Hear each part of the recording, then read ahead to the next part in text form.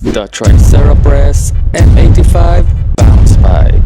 Welcome to another day, another bay. Unboxing. Guys, ito na yung costume ko pag nagko-content. Malakuyakim na lang siguro muna tayo. So what we have today is the new release, TRICERAPRESS. So what's new here is the M85 ratchet, which is the heaviest ratchet to date. So here na yung blade, ang metal ratchet. So makikita nyo, meron siyang 5 contact points. So parang 585 siya, pero metal. So mabigat. And medyo matangkad siya. So, isa siya sa mga pinakamatangkad na ratchet, which is 85. Circular yung lock system niya. So, same siya sa 455 and yung 385. Yung new color ng bounce spike. So, yung ratchet niya, sakto yung 5 points sa 5 points din ng blade. And ito na yung bounce spike.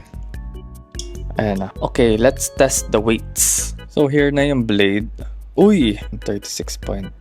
Di ko sure kung may 37 actually. So, compare natin siya sa Nightmail 36.4. So, magkalapit lang sila.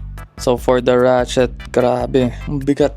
10.7. So, to compare lang guys, ito yung 770. Isa sa pinakamabigat na ratchet ngayon. So, nasa 7.2 lang siya. Yun lang for today's unboxing. Like and follow to see future builds using parts from the TRICERAPRESS. Comment down below on what builds you want me to use this with. And remember, fear the blader, not the bay.